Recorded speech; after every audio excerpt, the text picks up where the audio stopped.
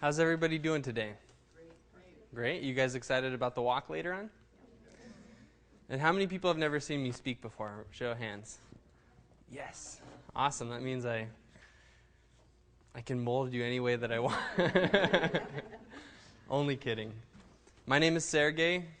I am here to talk to you about plants, wild edibles specifically today.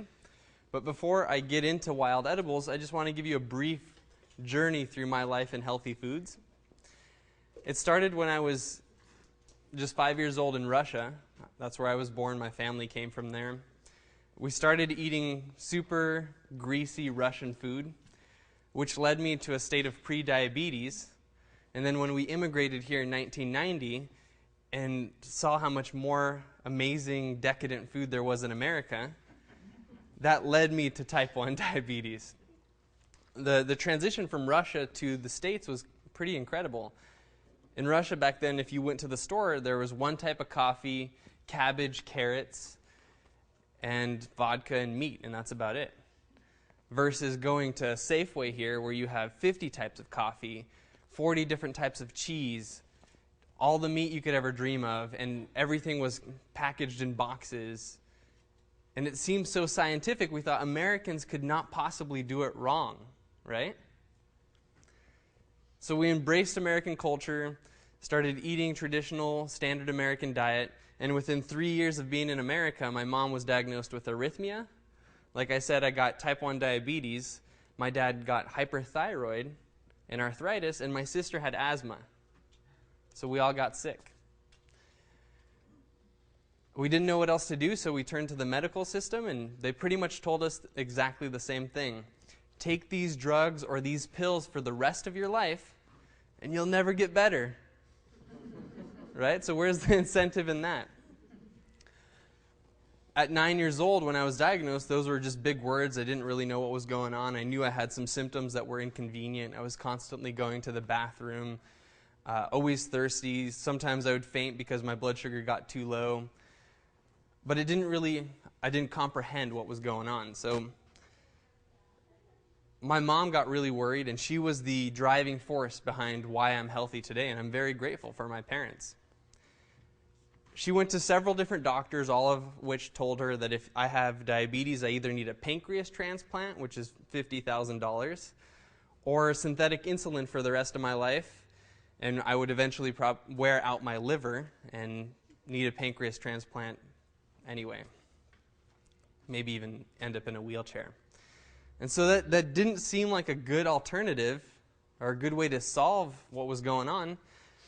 So she started resorting to doing research herself. She went to the bookstore and bought several $100s worth of medical books, read up about diabetes and arrhythmia in those books. They told her pretty much the same thing the doctors told her, that if you have incurable diseases, there's no help for you, and you have to take drugs, and you have to maintain high-paying jobs so that you can afford the insurance, etc., etc. This is where my mom said, you know what, screw it. I'm not going to do that anymore. I'm going to approach healthy-looking people and see if I can just get one-on-one connected with them and see what they're doing, and maybe it'll work for us. So if you could picture this, at the time my mom was a huge, overweight Russian lady with a thick accent, and she would literally scope somebody running down the street, and she'd run up to them and she'd be like, hello, my son has diabetes. What can you do to help him? Why do you look so good? And if you can imagine, most of those people thought she was nuts and started running even further. I cannot tell you how badly this embarrassed me. Sometimes I happened to be with my mom when she was doing that. But she kept at it because she noticed this drastic difference between how some people look. Some people she thought looked very vibrant and full of life force, and other people looked like they were on their last leg of life. So she approached those people that looked good and asked them those questions. Of course, the more she failed, the better, the more she learned and perfected her method. She learned that if you ran up to them, instead of just jumping in with the diabetes or the arrhythmia, if you just said, "Ooh, you looks good. What do you do that looks so good?" Then they'd open up and they'd kind of melt. they wouldn't get freaked out, and then she could fire off the diabetes question. Believe it or not, this worked. One day when my mom was at a bank in Denver, Colorado, she asked this lady that looked radiant. The lady turned around and she said, "I know one thing that'll change all of your guys' lives. It doesn't matter the condition." And she told my mom about raw food. She said, "Eat fruits and vegetables, nuts, seeds, and grains. Don't cook anything. And that's all you have to do." And that just sounded so simple and kind of so stupid that we all got disappointed. We were like, eat like rabbits and that'll solve stuff. But eventually, we decided that it was our only option, and so my mom destroyed the microwave with a hammer and threw away all of our TV dinners and replaced everything with a bowl of fruit and vegetables. She didn't really ask the kids or my father when she did this, but she knew that something needed to change, and this was a great way to do it. And of course, we all freaked out at first. I was like, "Mom, this is crazy. There's a couple vegetarian kids at my school, and they're getting ridiculed as it is. Can you imagine if I come in and I say, 'Hey, I only eat raw food,' what people are going to think about me?" I also said, "Give me the shots. I'd rather eat pizzas and take insulin shots than eat fruits and vegetables." She did something completely unexpected. She sat me down and she explained to me in kid-friendly terms what it meant to have diabetes. She said, "Look, you probably want to live a long, healthy life. You probably have dreams and aspirations that require a working body. And if you don't change something, if you don't deal with this diabetes, you might not be able to realize some of your dreams. You might live less. You might die sooner." And that got through to me. I don't want to die. And so I decided, what the heck, I'll just try it. And that's what worked. Within a couple weeks, my symptoms started going away. At first, in fact, all of our symptoms started going away. The arrhythmia, the arthritis, the asthma. And at first we thought, this has got to be a placebo, right? I mean, if this works so well, why aren't hundreds of thousands of people doing it? I'm still trying to answer that question. I don't really know. But the bottom line is it worked. I've been with diabetes free for 17 years now. My mom and dad are in good health, and same with my sister. And we basically started traveling around and sharing our experience because people wanted to know. And some people had already exhausted the medical path and wanted an alternative. And somewhere along that journey, because we were already on the extreme bandwagon, my mom decided, why not hike from Mexico to Canada on the Pacific Crest Trail? It's only 2,650 miles, roughly 6 months worth of hiking. We attended this trail meeting for the PCT, the Pacific Crest Trail Association, and there we heard stories from people who had done the trail, and they were just like really amazing. Their eyes were sparkling. They couldn't wait to go back.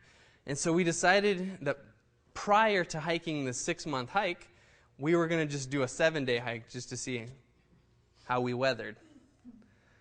Well, we failed horribly. My parents decided, hiking backpacks are so expensive, we don't actually need them. We'll just take military rucksacks and stick our arms through the handles. We didn't have lightweight anything. In fact, my dad brought like a mini sledgehammer for putting the tent stakes in.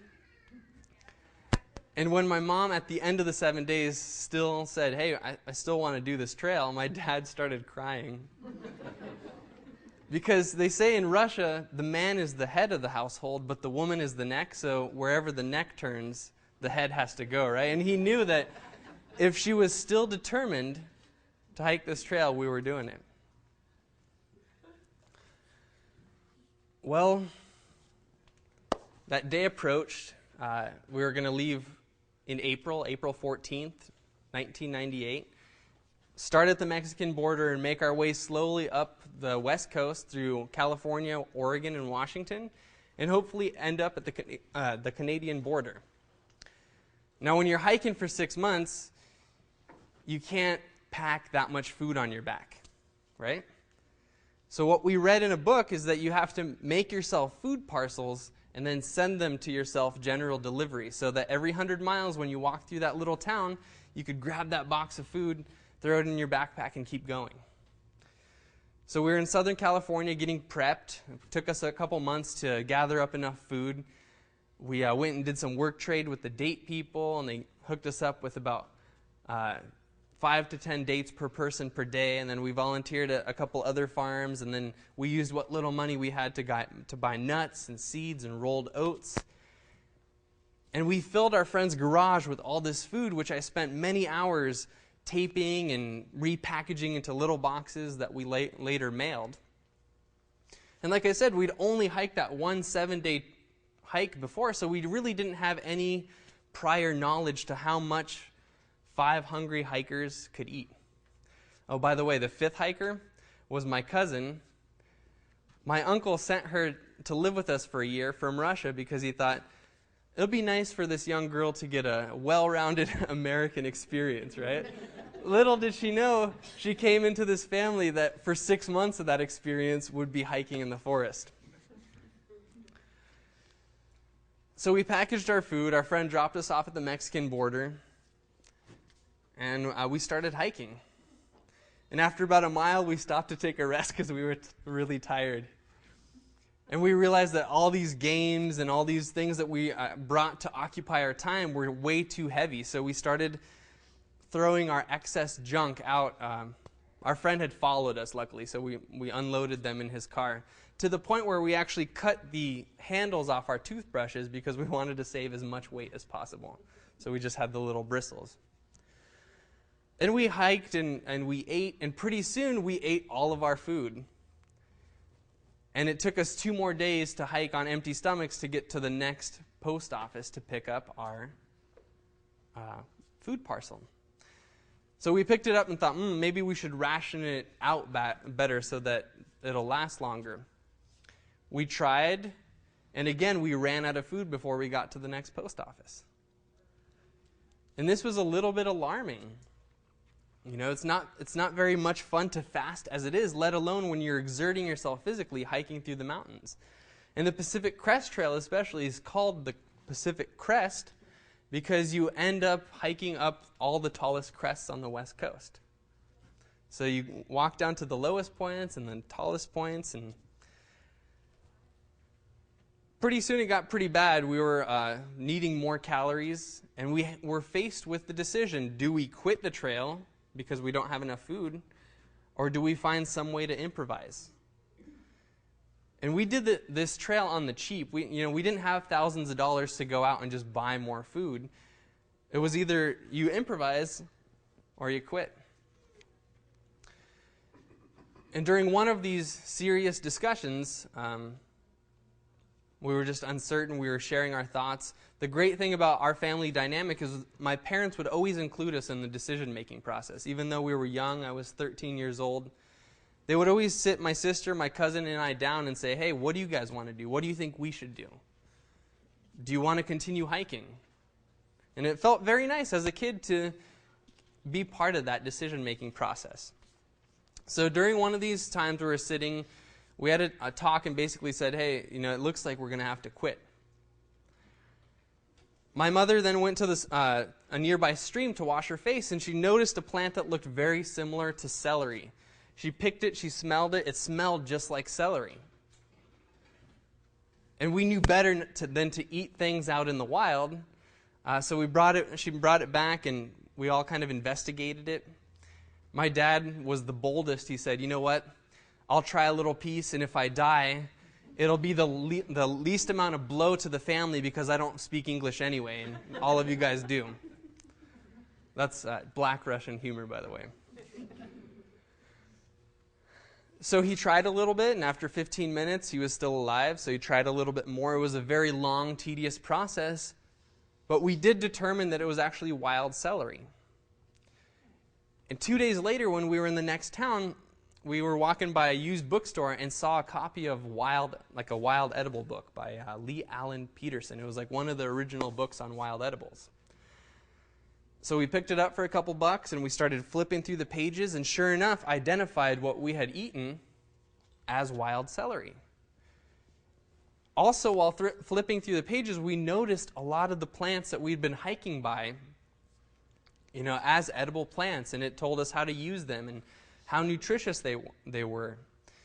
So we had another family meeting and decided, hey, let's give this another shot. Let's hike the next 7 days trying to incorporate some wild edibles in our diet, see how we feel, and see if we can continue. And that was really when the trail started for us, because as scary as it seemed at the time, that kind of opened a whole new world of opportunity for me. Our diets became so bountiful, so diverse, so delicious, that hiking became a joy. Basically, all the food that we had packed in the packages would last so much longer because up to 70% of our diet was coming from the trail. We were eating things like wild onions, wild celery, wild mustard, radish, horseradish, different berries. There's like 15 different berries that we ended up finding. Malva, just you name it. And some of those things we'll actually encounter today. We hiked this trail. It was amazing. We connected with nature like never before. We actually all cried when we ended because it got there sooner than we had ever expected. And in recent years, I've actually been contemplating the idea of soloing the trail again just to get that piece of the experience. And who knows, we'll see. But basically, we got back into civilization and kind of put wild edibles on the back burner. Went back to touring around and talking about raw foods and talking about how we healed ourselves of these health ailments. And to make a long story short, we actually started running into pitfalls within raw food eating. For example, we started experiencing energy lulls. Like every day at 2 or 3 in the afternoon, we'd all feel super tired. And our diet, we thought, was as pure as it could ever be. We were eating raw fruits, vegetables, nuts, seeds, and grains. I started developing some cavities in my teeth, which was another alarming sign that maybe I wasn't doing something right. My dad's hair started turning gray. My mom started gaining some of her weight back. And we had these burning questions. What's going on? Why is it what was working for us before isn't working as well now? So we started contacting various raw food experts and asking them what's up. Like, what do we do to fix this? And some said, eat more goji berries. It's as simple as that. Or eat more chocolate. Others said, don't eat sprouts. Others said, eat a lot of nuts. Others said, don't eat nuts at all. You see where I'm going with this? So we started following all these expert opinions until one day we had nothing left to eat. And we still felt some of these signs of less than perfect health. My mom then again decided to take matters into her own hands and start doing research. And from that research, green smoothies were born. She basically found that the typical diet worldwide is low in nutrition, right? And that greens, out of all the foods she looked into, had the highest nutrition. And even as raw foodists, we weren't eating enough greens because fruits are sweeter and they're more accessible, they're more colorful, greens are bitter, they're tough to chew. Why else don't we eat greens? Anybody out there, can you help me? Bitter, hard to chew, maybe not socially acceptable, right? Picture this: if you come to work and during lunch you open an apple and you eat it, nobody says a thing. But come the next day and open your little pouch, grab a piece of lettuce or a head of lettuce and just start munching on the lettuce. What are your coworkers going to think? It's not as tasty, yeah. So even as raw foodists, we weren't eating enough greens. And so we started packing our diet full of greens, blending green smoothies, which for those of you who might not know, is just a smoothie that's 60% fruit, 40% greens by volume. You could tweak the ratio depending on how much you do or don't like fruit. And reverse those signs of less than perfect health.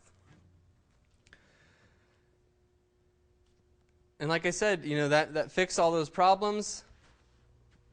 At this point, I was in my 20s. I was kind of going off on my own. And somehow, the wild edible knowledge that I learned from the PCT sparked up again. It was like something I put away and kind of forgot about. And then I was like, whoa, as healthy as greens are for us, I bet wild edibles are even healthier. I mean, most of them are actually green, right? If you think of wild plants, most of those plants are greens. And so now we're kind of moving into the benefits of wild edibles. And I said it there, that's the first thing, is that wild edibles are green, and greens are full of minerals and chlorophyll and vitamins in such high concentrations that it's nature's free superfood. Sometimes you go to the store and, they try and sell you these little things in bottles, and I think there's a time and a place for supplements. Like, for example, if you're traveling a lot, if you're on airplanes all the time, and accessing salads or fresh foods is not possible, then I think maybe adding supplement to your water might be a good idea. But as a general practice within my family, we've never taken any kind of supplements. I mean, we've experimented with them, but it's never proven to be helpful. It's just been kind of a money drain. So I believe that the only natural superfoods are just that. They're natural. They're fresh foods. And to me, wild edibles constitute that. Wild edibles are also local food. And this is something that's very important. Local foods that grow where you grow, have to deal with the same climate and same bacteria and same microbes as you do. So, for example, if I eat a dandelion from Coeur d'Alene, where I'm growing up, that dandelion is going to be acclimated to that climate and is going to help boost my immune system so I won't get the flu as easily. So I won't get, headaches or stomach aches. It's more adapted to that climate, and it's going to make you more adapted to that climate. The other huge benefit in eating local food is that you don't spend those huge resources, the earth's finite resources to get the food. Like the average banana, I think, travels something like 3,000 miles to get from where it was grown to you. So in some instances, bananas actually travel more than humans, right? Like there's probably some people even here today that maybe have never been 3,000 miles away from Coeur d'Alene, and yet that banana has flown all over the world. And I've witnessed this firsthand, and I've been kind of shocked by this, that when I go to New Zealand, for example, the only apples I get there were grown in Washington. And I've always heard that, New Zealand has kiwis that are so good. Can you buy a New Zealand kiwi in New Zealand? Nope. Because somewhere else in the world, they pay a higher dollar for that kiwi, so New Zealand grows those kiwis and exports them. When I lived on Maui, I couldn't buy a Maui-grown pineapple because they're world-renowned. So the same thing, they harvest them and they ship them elsewhere. If I bought a pineapple on Maui, it was likely from Costa Rica. Isn't that crazy? I mean, the only way I could get a pineapple that was grown in Hawaii would be to go to the field at night and steal one because nobody would sell me one. So wild edibles grow right there, and the only energy expended is your own, right? You go and pick it, which also happens to be exercise, another benefit. Let's see, where are we? Food diversity. That's a huge thing that wild edibles give us. If you've ever read Omnivore's Dilemma, Michael Pollan writes about how the average American, and I would even go as far to say the average human citizen, I don't want to just pick on Americans, because in Europe, same problem. In Russia, same problem. The average person eats about 30 different types of food per year. That's not that many, actually. And you might think, I have a very diverse diet because yesterday I ate some pasta, and the day before that I ate some pizza, and then after that I ate a casserole, and then I ate some cake. That's a lot of stuff. But the building blocks for that stuff is corn, sugar, wheat, potatoes, meat. It's 30 of the same ingredients. And so when you eat those ingredients repeatedly, you're limiting the amount of nutrition that you can intake. And I think that is part of the reason why allergies are becoming more and more of an issue in the modern age, is because our bodies just get too much of certain substances, too much wheat. When your parents ate wheat and then they bring you into this world and you eat wheat all the time, it's feasible that you might one day become allergic to wheat. Another guy, Daniel Moorman, he's an ethnobotanist who researches the diets of native people. And he writes that Native Americans traditionally used thousands of different plants per year, up to 4,000. So here we were on one end of the spectrum using 4,000 plants, huge, right, to 30. And we all know that, for example, if you eat celery and cucumbers and carrots, they all have slightly different nutritious content, right? So wouldn't it make sense that if we ate more diversely, we would have a better chance of getting more nutrition? I really spent a lot of time pondering the concept of eat a balanced diet, eat a diverse diet. You know, we're all kind of taught that in elementary school, and at least I was anyway, and they'd always point to this little food pyramid and they'd say, eat a balanced diet. And I thought about that a lot over the years, and I thought that maybe the first person who said, eat a balanced diet, was standing out in a field and kind of went, eat a balanced diet. Eat from the grasses, eat from the bushes, eat from the trees, eat from the mountains. If you're by a lake, eat from the stuff that grows by the lake. Eat some blue-green algae maybe. Could that be? I don't know. I like it. So wild edibles give us a ton of diversity. For example, if you learn one plant, dandelions, which I'm sure most of you already know, they have roughly 300 edible relatives. So by learning one single plant, you can go from eating 30 different types of food to 330. It's that easy. The other thing about wild edibles is that they grow in not depleted soil.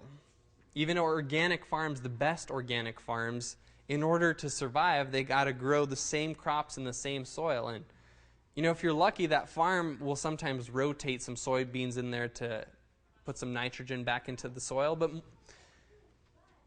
the soil's more or less depleted.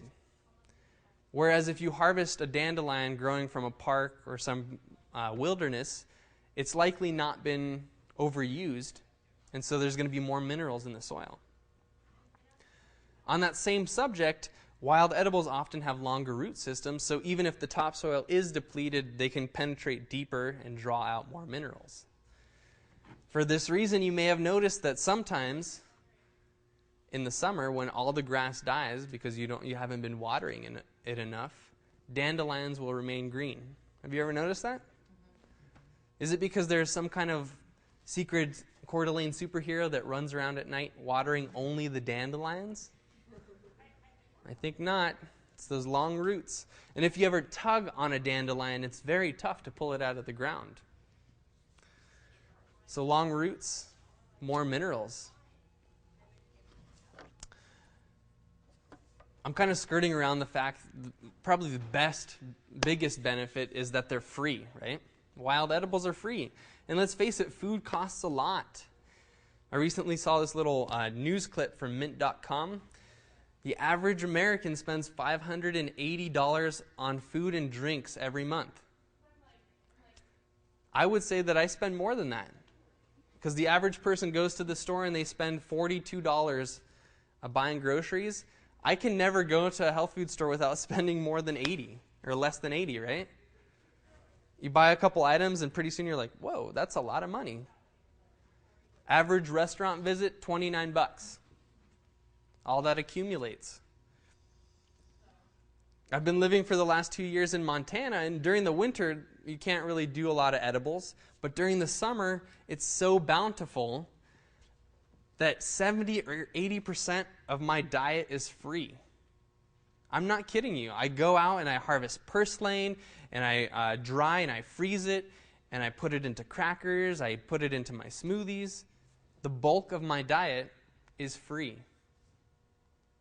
Isn't that amazing? I mean, a bunch of kale can cost $6 depending on where you are and what season it is. You go to a local organic farm and you say, hey, I know you have an edible weed problem. How much would it cost me to pick some of your weeds? And they just laugh at you and they say, that's funny. We should be paying you for picking our weeds.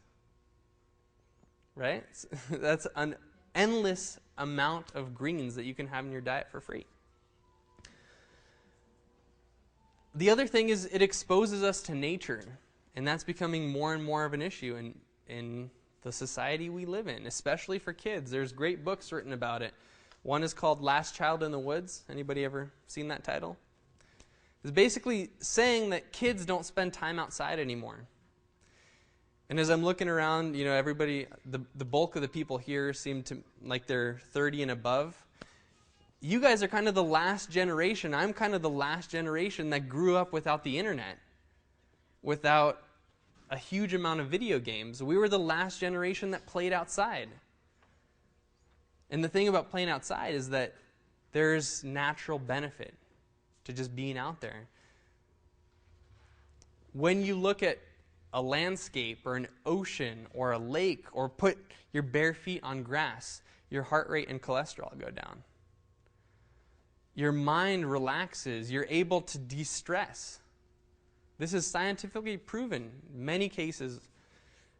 Versus a city or TV or the internet, your cholesterol goes up. Today's children are spending more than I think the statistics right now are that today's kids between the ages of 9 and 12 spend 32 hours watching TV every week. That's more than a day of television every week. And if you factor in computers, internet, video games, it's sometimes as high as 48. While at the same time, less than 6% of those same 9 to 12-year-olds spend time outside every week. And, I think technology is exciting. I like my iPhone and I like computers. And the bulk of the work that I do, I work with a camera or, upload that stuff to the internet. And I think that I'm a realist, and I'm not saying we should just scrap that and go and play out in the woods. But I do notice that when I balance my digital life with my natural life, I feel a lot healthier. I'm mentally more at ease. And it's very important for you guys to feel that way, and also if you have kids or know people with kids, to also instill that back into them, how important it is. Remember the 90s, anybody? Do you remember how when you didn't have cell phones, how exciting it was to make plans with somebody and actually show up? And then you actually remembered everybody's phone number, and oftentimes you met in an outdoor setting and you actually went on walks together. That was fun, right? We're going to do some of that today. And finally, the last benefit I want to discuss, there's bountiful benefits. I'm sure you could come up with hundreds more yourself, but harvesting wild edibles is one other way that you can connect with your friends and your loved ones. And that's just nice. When you're harvesting plants, if you have kids, make sure you bring them along and you learn together. It's just a great opportunity for family time. So now I've listed off some benefits of eating weeds. Maybe a lot of them you already knew about or considered. But you're all here to learn about wild edibles, so my guess is that you don't do it regularly. Can I ask you why? Why don't we eat wild edibles? I don't know them. I wouldn't know what to pick. All right, so you don't know them. You don't know what to pick. I don't want to be the one to die. Oh, I love it. Okay, so how many people saw the movie Into the Wild or read the book? We don't want to end up like that guy, right? The media is full of those examples where so-and-so goes outside, he eats a plant, and then he just dies, keels over dead. And it's so sad because he was so young and yada, yada, yada. I think it's good to have fear because fear prevents us from kicking the bucket, right? Unfortunately, I think all of us are instilled from a very early age that nature can kill you. Like if you think about your first experience in nature, maybe you were this little kid who was walking around and you were just exploring. And back then, as a little toddler, you don't just explore with your eyes. You feel stuff. You listen. Nothing has labels yet, so it's really exciting. You come up to bushes and trees, and you feel them, and you smell them. And then you do the next step. You pick something, and you're about to put it in your mouth. And then mom or dad runs up and maybe smacks you on the back of the head and says, "Don't eat that. It's poisonous." Does mom or dad really know if it's poisonous? Probably not in most cases. They just say that to deter their kid. Now, I don't blame them at all. I think it's better to be safe than sorry. But the side effect of that is that people start fearing the natural world. And then movies like Into the Wild reinforce that nature is dangerous. And then, we grow up believing that. Why the heck would we ever want to conserve it if it's out to get us? I conducted research as to how many poisonous plants there were, and I was shocked. There are relatively few. If you go to the poison control website, they list about 150 plants that are poisonous versus the hundreds of thousands of plants out there that can be eaten. In North America alone, excluding mushrooms and lichens and other things, there are over 40,000 plants that have been classified. There's probably 10,000, 20,000 more that haven't been classified. Out of those, 150 are classified as poisonous. Now, I looked into the concept of poisonous, and it gets kind of murky. Depends on which expert you talk to, classifies poisonous differently. So, for example, if you talk to a Native American expert, they say nothing is poisonous. If you know the proper dosage, the proper part to eat, and the proper season, then nothing is poisonous. But then you talk to a toxicologist, and he says, "Are you kidding me? Everything is poisonous." If you Google poisonous plants, for example, apples come up, cherries come up, coffee, beer. I picked these mushrooms yesterday, and I think they're puffballs. Could you tell me if they're good? No? Can we save that till later? Oh, okay. I just wanted to see if they were good or not. So basically, there's these two conflicting theories about what is poisonous, what is not.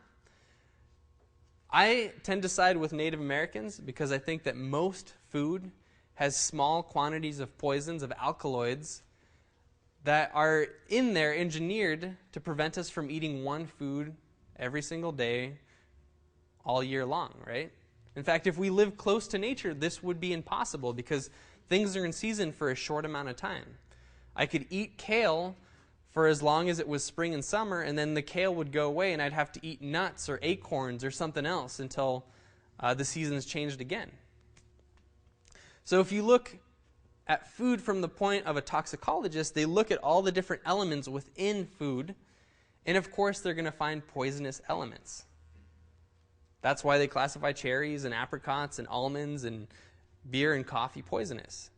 That's also why we have livers and kidneys, because they process those small quantities of poisons out, and we're able to live without any negative side effects.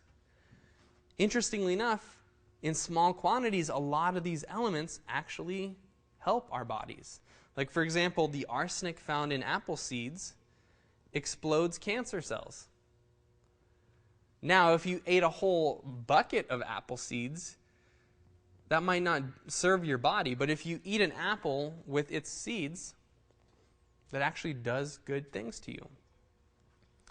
So I tend to side more with Native American culture that says there's more edible plants than poisonous ones, but I'm never silly about it. I never eat stuff if I don't know what it is, if I haven't positively identified them. And we'll get into that momentarily. But basically, I just want to say that plants themselves can't harm you. They don't jump down your throat because they're evil, right? You actually have to pick a plant, put it in your throat, and then you get harmed. So it's because of lack of education or maybe laziness that people like Into the Wild happen. And also, if you look deeply into that story, the guy actually didn't poison himself at all. He starved to death. He wasn't getting enough calories for a very long time, and over a long period of time, actually ended up starving to death. Openly published that, but the author didn't like that story. It wasn't as fun, so he made some stuff up. So the bulk of people who get poisoned take unknown plants, put them in their mouth. And we're not going to do that ever, right? Let's get into some basic ground rules. Then we'll summarize this, pack up, and then head to Cherry Hill. Sound good? I have 4 basic rules for wild edible harvesting. The first one is don't eat something if you don't know what it is. Seems like common sense, right? Just don't eat it. You see a flower, even if it looks brilliant and you want it in your salad, if you don't know what it is, just leave it alone. Maybe take a picture of it or take a physical sample, bring it home and identify it. And then, if you know that it's edible, you can go ahead and eat it.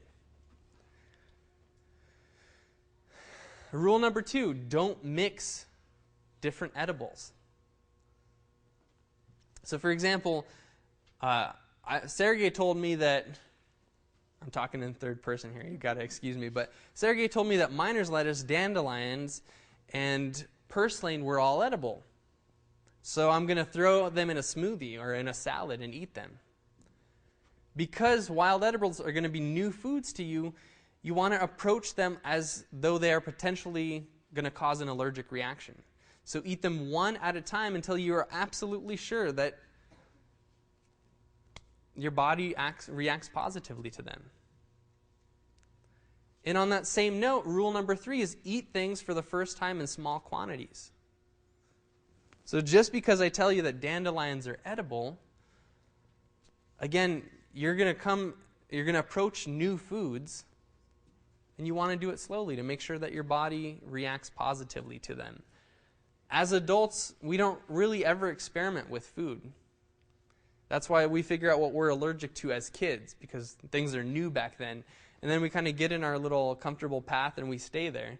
And so when we go out to forage, we're actually going to kind of unravel that comfortability. We're actually going to experience unfamiliar stuff. So eat things in small quantities. And then rule number 4 is a bigger rule. It's kind of like getting back to your childhood roots. It's engage all of your senses. And our senses, again, are what? There's 5 of them. Sight, sound, smell, taste, and hearing. If I were to number them 1 through 5, 1 being the sense I'd use first and 5 being the sense I'd use last, which would taste be? Last. 1 would be look, sight, right? That's the thing that extends furthest from our body. We see things, and everything communicates non-verbally, right? So if I look at this wall, I don't need to smell it or touch it or eat it. It's communicating to me, I'm hard. If you eat me, you'll chip your teeth. So automatically, a lot of things get eliminated, like that stainless steel counter, and even that green water bottle. That looks green, and I like greens, but my eyes tell me that it's hard. The next sense that I would use is touch. What does it feel like?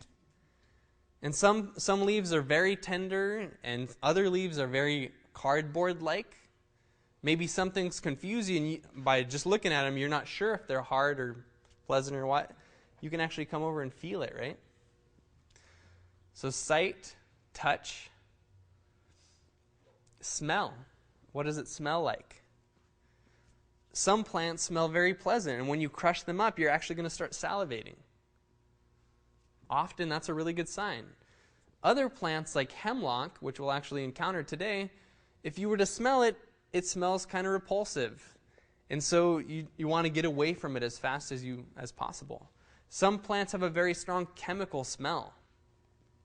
And even some flowers that might smell absolutely delicious or fragrant, you can kind of tell it's not edible. It's just too much aroma in this thing.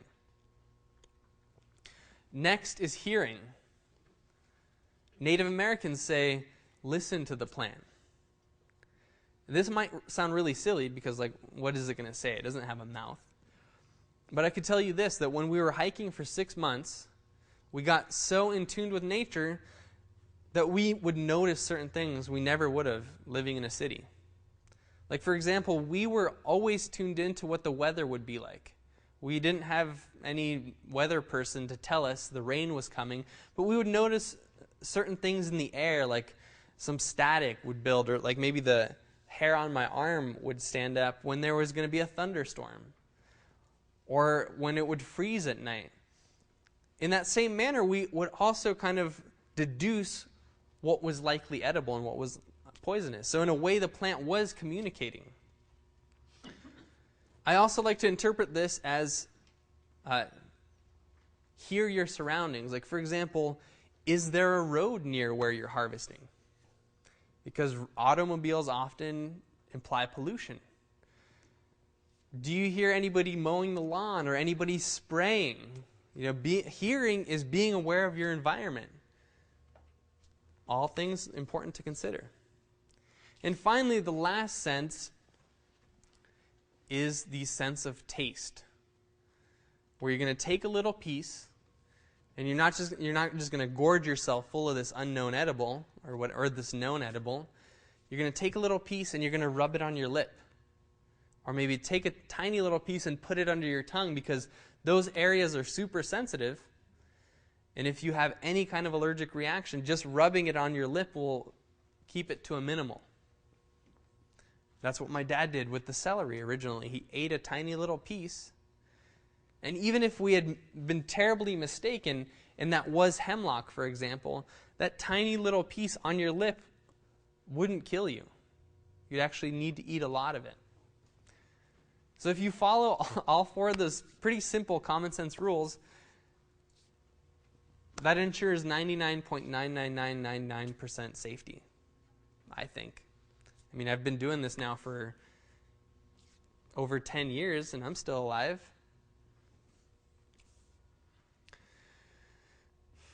So the last thing I want to mention before we pack it up is that the environment plays a huge role in wild edible harvesting. As foragers, you're going to have to be aware of your surroundings. And I'm not as concerned about plant poisons as I am about man-made poisons. Humans have made a lot of chemicals, and those chemicals are much more harmful than a wild edible or a plant that could give you a stomachache or a headache, for example. When we live in cities and when we deal with these man-made poisons, we have to be very careful. One thing I do often is I call the Parks and Rec service, and I kind of just say, hey, I would like to get an idea of where you guys spray and where you don't. And they're very helpful. They divulge that information quite a bit. One thing the recession has been awesome for is that it's cut all the budgets for spraying parks and stuff. So, woo, love it.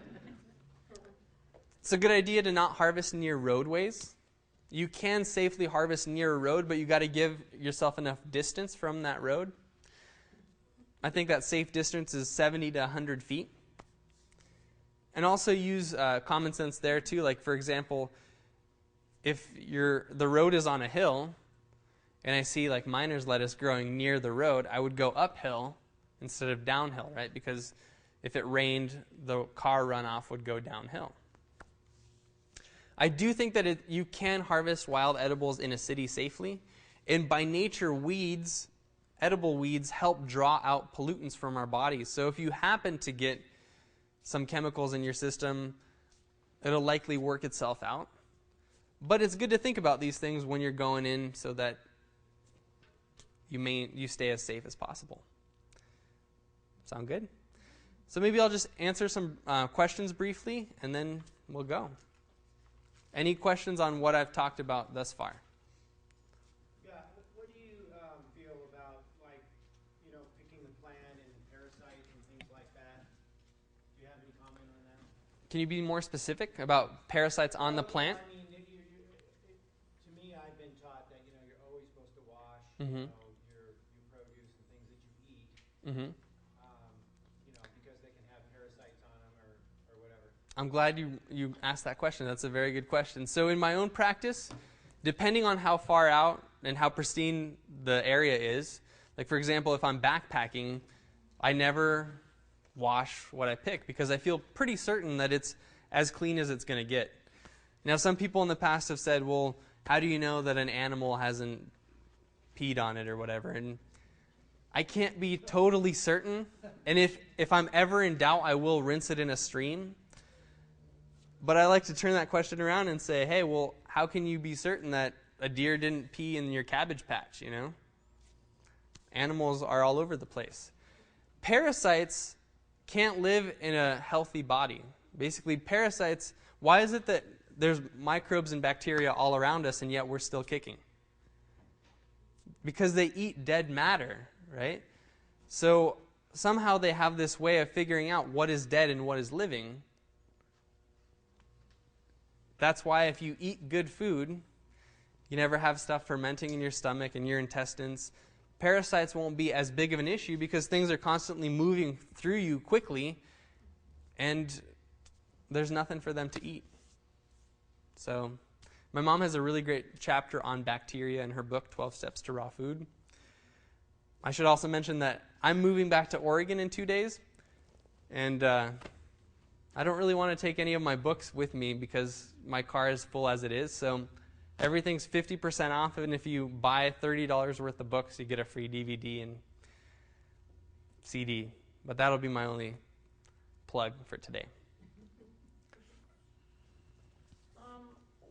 Have you ever looked into about the theory of macro diets where you should mix fruits and vegetables and, do you have any information on that? I've looked into that a bunch, and what I've realized, I'm guessing you're implying the fruit smoothies and greens and stuff? Yeah. Kind of. Green leafy vegetables are actually not vegetables. So you may have heard don't mix fruits and greens and fruits and vegetables together because some are starchy, some are sweet, and then fermentation happens in your stomach. Greens are not vegetables.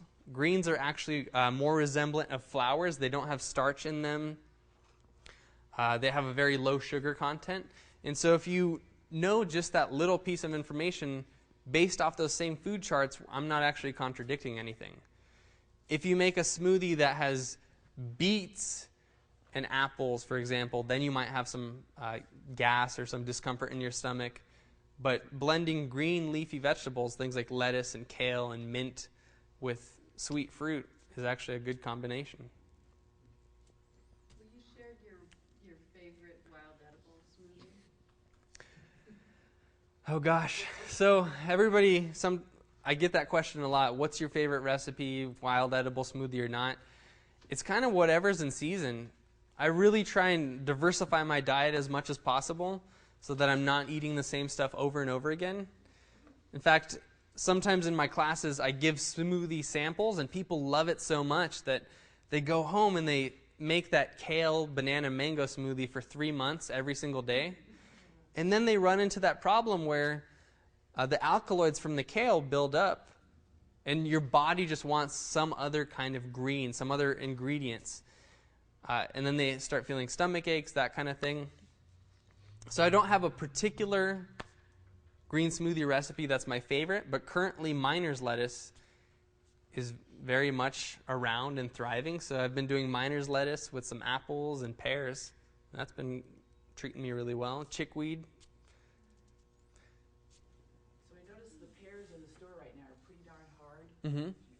Will they get riper if you take them home and leave them on the counter, or you shouldn't eat them green, right? Yeah, it's better not to eat things unripe, and that's kind of the tricky part we get into up in the northern territory, because food has to get picked so green before it gets here that they pick it sometimes 6 months before it's ready.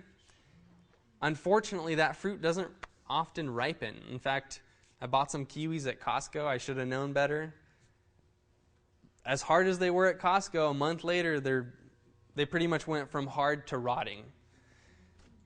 And so that's unfortunate, but we're also moving into a really bountiful season where we can fill our bodies with nutrients and weather another cold winter. Yay! Are we going to find lamb's quarter on Cherry Hill? You know, I've never been to Cherry Hill before today. I went and did like a little small tour, so this is going to be as exciting for me as it will be for you. And on that note, I also want to mention that I do this because it makes me feel good. Some people consider me an expert. I still am learning a ton. And because I've learned mostly in Oregon and Montana, there might be some plants I'm not familiar with. And so I will not lie to you, and I'll say, hey, I don't know what that is. I have to research it more. But today will be exciting for me just as it will be for you. You mentioned winter. What do you do to diversify your diet in winter? What I've been doing the last couple of years in Montana is preparing kind of like a squirrel during the summer months. I have some dehydrators. I've been doing lamb's quarters and purslane, making them into crackers, actually drying vegetables in a dehydrated soup so that when it's wintertime, I can take a little bit of warm water, throw about a half a cup of those veggies in there, a little bit of olive oil, some salt, and it makes a nice warm soup. I've also taken little chickweed flowers. I've thrown them into ice cube trays, and then I have little ice infused with flowers. Dandelions are incredible in pesto, so you can make pine nuts, dandelions, basil, garlic, lemon juice, pesto, and freeze it. Pine nuts are super expensive, so you can actually replace them with walnuts, and it works just as good. And just little things like that. I dry and freeze a lot of stuff. That helps. I bought a 60-gallon deep freezer where I freeze wild edibles. And also around town, there's a lot of abandoned fruit trees. This is hilarious, I think, kind of, is that in Missoula, I found that there's apricots, there's pears, there's apples, and there's cherries growing in people's yards, and they don't want them because they have a tiny little brown spot on them. They'll actually leave those apples to rot on the ground and then go to the store and buy apples for $3.99 a pound.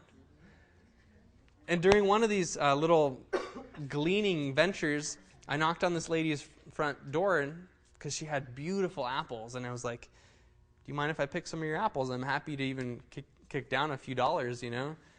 And she was like, oh, why would you ever want them? They're full of worms. I didn't tell her that was just a little extra protein, but I was like, well, you know, I'll just cut around the worms. I'm going to dehydrate most of them. And she was like, oh, take as many as you want. She'd never tried her own apple. She just assumed they were horrible. So I dried some of these apples, and I figured it'd be nice to kind of give back to her. So I brought her a little bag of apple slices. I gave them to her, and now every time I run into her in Missoula, she's like, my apples are so good. You know? So I'm hoping I didn't just mess up my hookup for apples, right? What do you do with my apples, right? Exactly. Same thing with apricots. There's an insurance agency downtown Missoula that has a huge apricot tree with the best, most tasty apricots. They fall in the parking lot. They really hate them because cars drive over them and ruin the lot. So I came out there, I picked 100 pounds, and they were ready to hire me to sweep their apricots, and I got 100 pounds of apricots out of them. So if you just walk around the neighborhoods and the alleys, there's a ton of food just growing. And that's kind of another side project I've been working on is edible gardens. Actually, developing this concept of planting fruit trees in public parks so that if anything ever happened, if people were down and out, they could actually go and feed themselves. And interestingly enough, I was just in Australia last year, and that's what they're doing. They're actually starting parks within Perth and Sydney that have fruit trees and different edibles growing so that people can go and eat. All right, well, all of the other questions I'll answer in the field. Thank you so much for being inside with me on this Saturday. I think we're meeting people there at 1, which gives me about a half an hour that I can pack up, and we'll just head to Cherry Hill.